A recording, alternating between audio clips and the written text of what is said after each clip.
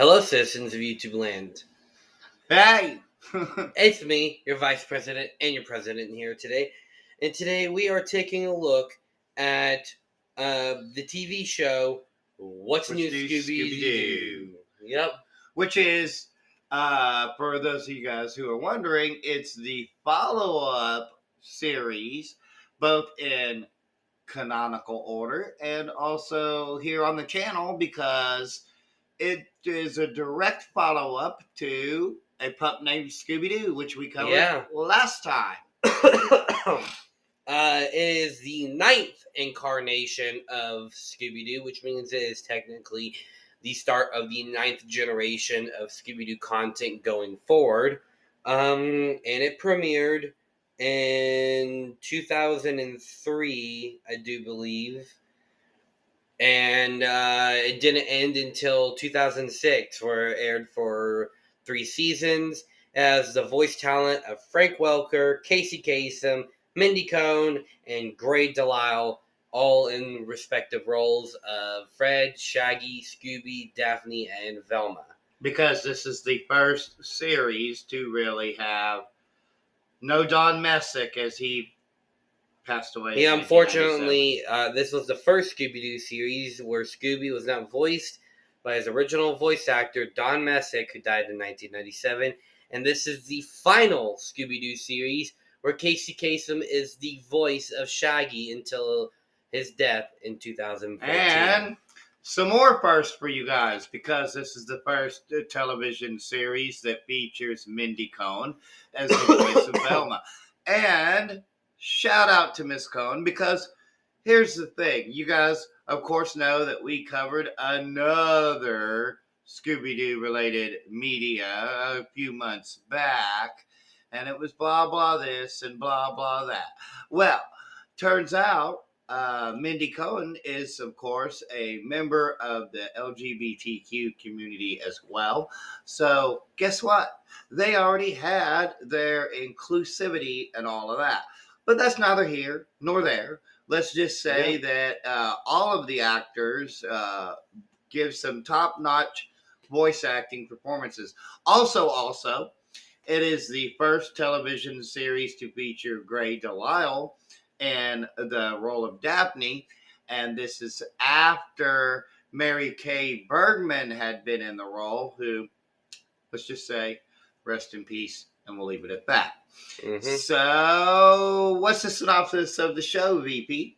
So Scooby-Doo is finally set in the modern times instead of the 60s like it's portrayed in every other series. This is actually set as a sequel series / reboot of the Scooby-Doo IP in general, as they felt that they needed, they felt it was probably about time to reset Scooby-Doo and bring it into more of a modern audience. And that's what they did with the show.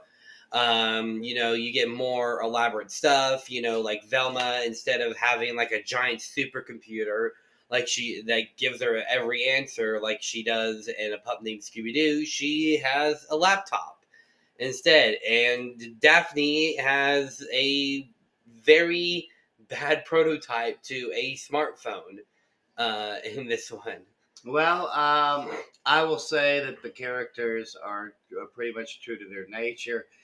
And while it may be set in current modern time, you can argue that the formula did not change because it's the same as it was in Scooby-Doo. Where are you? Yeah, and it's still kind of set in that. Villain of the week, man in a mask. Got to figure out who it is. Yeah, and even the fact that you can even still kind of pinpoint the fact that it's still set in that 60s era type, 60s, 70s era, like every other Scooby-Doo show in the past. Well, I guess we can all agree that Fred has never once ever really done anything but drive that mystery machine. Oh, and set the traps. We all know well, I'm getting at that though. But see, the thing of it is that Fred, he has always only driven that mystery machine, basically.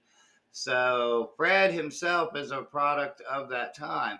that's not a bad thing. And the show itself is very fun and it's easily enjoyable. You can find it on HBO Max. Talk a little bit more about the different characters, which, of course, if you guys know Scooby Okay. Doo, it's pretty much the same. But take it Yep. away, VP. So some of the characters we should mention is that this show brings some of the coolest villains back. Like they didn't really bring any villains from previous entries back, but they introduced some new ones. Like there's the ape from Space Ape at the Cape.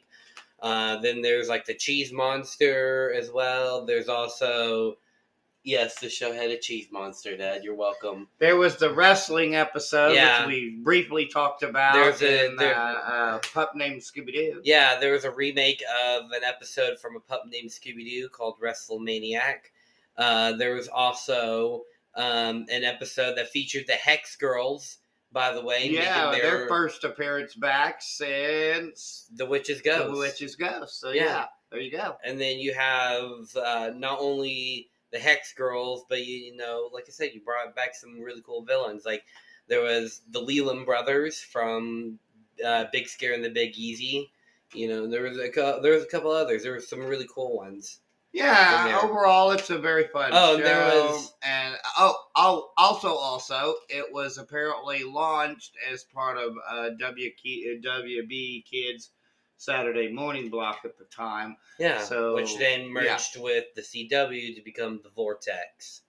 I don't think. I believe there was a Scooby-Doo related show on the Vortex. It was What's New Scooby-Doo. It was just reruns of What's New Scooby-Doo.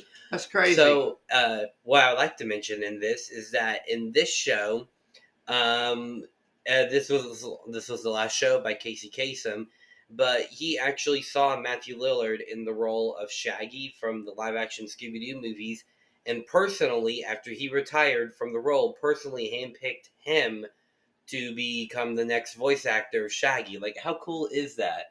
Well, I think this is the OG voice actor specifically chose him to play the role. I got to say something about that as well, son, and that is that it seems that the voice actors tend to hand it off to the next person. It's kind of like a rite of passage or a passing of the torch moment. And I say this because we talked briefly about Mary Kay Bergman, and she had basically recommended that Grey Delisle be in the running eventually too, and yeah, and of course we know why she had to, R.I.P. But that's neither here nor there. And like we said, it's a very fun show. You sit down, watch it, 25 minutes, no problem. Something that you and your kids can watch if your parents are out there, and you guys know, those of you out there that know, because we always tell parents to screen stuff ahead of time. And so anyways, guys, what's your final rating there, VP? Oh, I give the show a 5 out of 5. This is a show from my childhood, guys. Like, I grew up watching this show. I also give it a 5 out of 5 because, nostalgia goggles and all, guys. I watched the show and, grew up. I didn't really grow up watching it, but I watched it plenty from when he was a kid, and even now as we revisit it now, it's just a fun time. And hey, guys, as we've said before, that if you're sick of the nonsense that's come out recently pertaining to Scooby-Doo, hey, just by the go way, back and watch What's New Scooby-Doo. About that note, there was a show that was about to come out as part of Cartoon Network's Cartoonito block, which is their preschool block, called Scooby-Doo and the Mystery Pups. This was Warner Brothers' chance to redeem themselves after a certain other show that showed named. What was that? Yeah, no idea. Okay, yeah. After that, and then they went ahead and screwed it up, and they canceled the show. So now we're having to rely on this next movie that's about to come out for them to redeem themselves again. Not looking pretty or looking good at the moment, guys. Only time will tell. But as always, if you have seen What's New Scooby-Doo. Oh, before that, I'm sorry. One more thought is that The theme song is so good. Like, it is really good. I can't wait. Like, Yeah. the theme song's really good. It It's is really catchy. Simple Plan, it's probably their best song, honestly. Like, and that's not saying a lot, but it really is. Well, right.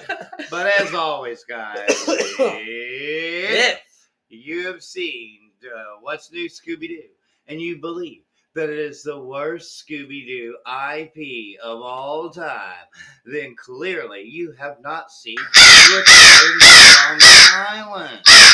What was that? Why does it keep happening to us throughout these videos, Dad? I don't know. It's weird.